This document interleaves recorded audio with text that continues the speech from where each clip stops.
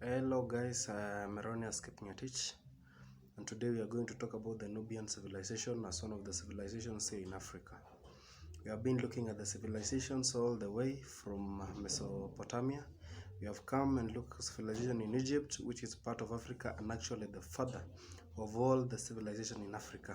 So today we are going to introduce some other form of civilization known as the Nubian civilization. We want to see the contribution of this Nubia guys to the developing world. So today we are going to know the Nubia people. First of all, we should be knowing that they are the people from the southern part of Egypt and the people of Sudan in current world. These are the people who are residing there along the river Nile. These people again resided along the river Nile because all we know in our first civilization in Egypt, the people of Egypt use river Nile for a lot of things, including the agriculture way of contributing to the world today. So today we want to go and see something more about the Nubian civilization. We want to know that the Nubian people are great people who fought the Romans and even ruled in Egypt as pharaohs. They were referred to as the black pharaohs of Africa, since we know that the people of Egypt are now mixed up. The Arabs people and the European people are there in Egypt, and those guys are saying that civilization in Egypt was not from Africa but was brought from outside there. But from the Nubian civilization, we come to know that even the Nubians themselves were even leaders in Egypt, because the Egypt was divided into the upper part and the lower part, and we see that the lower part were the people of the Nubia, who also were the people of Egypt. So today we want to first know that so this Nubian had some contribution too to the land of Egypt, since they were the first pharaohs. The black pharaohs of Egypt were the Nubia. So we are going forward saying that these people first had their rulers away from being the rulers of the Egypt. They had their own rulers of the Nubia people, and they were first ruled by women known as the Candaces or the Candaces. These were the women who ruled these guys at first as their leaders. Then when their geology were doing their research or doing their investigation, they came and realized that these Candaces were carved in overweight images, which showed a class of higher rank in the society, since we saw that there were caste system in those people. So we are going to understand that their leaders getting the gaffed images of those guys of Egypt took them to themselves and carved also their images using the same system that were used in Egypt. So we are going on and speak about their social classes, which people lived in the land of Nubia.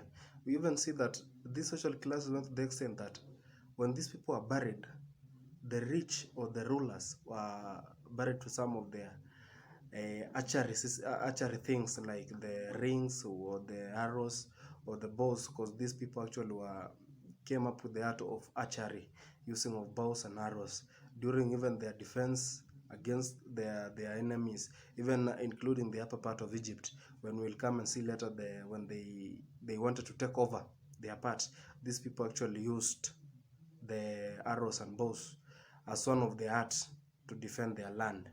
Okay, we come again and see that when these rich leaders or guys died, these were most of the things that they could be buried with, since we know that they were even pharaohs, and when you are buried with your belongings or the things that you treasure most. So these people of Nubia came up with archery. And the religion factor or the aspect of these people of Nubia, the people of Nubia actually knew that there is a sovereign being that ruled actually everything that existed and every activity that went on down the sun. Again, apart from the sovereign leader, they believe in different gods that could represent them in different factors.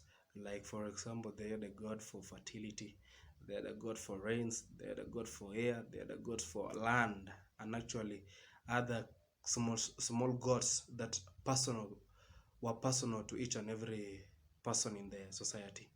Okay, talking about now the inventions or the contributions that these people came up with as one of the civilization. We have been talking about the archery thing. They came up with the use of arrows and bows, the archery. Actually, these arrows and bows were used with the ring that were placed in the bows to direct the arrow. And as we had said, these were used actually when they were fighting against the enemies. And when their leaders died, actually the bows or their arrows or either the ring were buried with their leaders to show that they really valued the same. Again, they also contributed to the field of writing by coming up with the alphabets. They introduced them, and that is what actually we are using today when they were in Egypt. And that also falls under the contribution of the civilization in Egypt coming up with their writings. Later they will come and introduce other forms of writings, which we'll come and see. Again, these people contributed a lot. Since they lived in Egypt, they actually contributed a lot in building of the pyramids that are currently even today in Egypt. And archaeology shows that these guys, there are even some graves that they are present now that show that these guys really contributed a lot in building the pyramids, since some other pyramids were done before the rule of Egypt came. And when they were taken down, their graves still exist till today. That proves that these guys actually did something in setting up the pyramids. Again, these guys, they kept animals, and they also did a lot of agriculture since they were living along the river Nile. These people used the water from river Nile for irrigation, and the silt that were brought from the upper side of the Nile to the lower and deposited in the valleys were used for farming. Lastly, we want to know that these guys, in their state or in their living, they lived in a city known as Kush or known as Kama. This Kama was the city that the Nubian people live, and today it is the current Kush, which actually is the upper part of Sudan and the lower part of Egypt, where the Nubian people stayed. We want to continue knowing that this city actually helped them in doing their trade, because they were also business people. They exchanged goods such as gold, they exchanged goods such as ivory, they even exchanged cattle, since we have been seeing that they kept animals. They were doing livestock, and that shows us that these people until date today, we can see the Sudan people and the people of southern Egypt, they are still keeping the animals in very, very large herds. And that brings us to a mind that these people also kept the animals. So in 3500 years ago, the Egyptian now, who are the upper part of Egypt, took powers from the Nubian and conquered them and destroyed their city even, and set their government on the Nubian people, and even took some of their governors to rule the towns, small towns of the people of Nubia. But after 3000 years ago, like 100 BCE, that is when the Nubian people came together and reattained the independence by fighting back the Egyptian and winning back their land. After getting back their land in the 1000 BCE, continued with their living, their forms of living, that actually the activities that they used to do before they were conquered by the Egyptian. And in 743, the Nubian pharaoh entered into powers and actually ruled during the 25th dynasty of Egypt.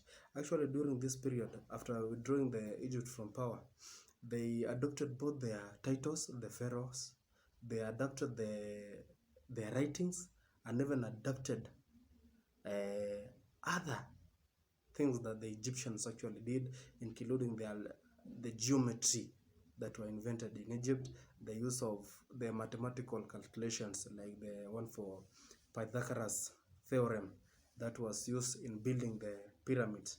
And later, after actually adapting and going on with the Egyptian lifestyle, they later came back and invented their own way of writings, which was known as the Meroitic writings, which they used actually in their land in writing and storing their history. So talking about the Nubian people actually gave a lot of contribution to the evolving world today, since they were working hand in hand with the people of Egypt in developing the world today. So that is all about the Nubian civilization, and we should also appreciate and know that these civilizations that were brought out from Egypt, from Nubian, and any other country or any other mode of civilization that was done in Africa actually proves that Africa is the home of civilization. God bless you. Have a nice day.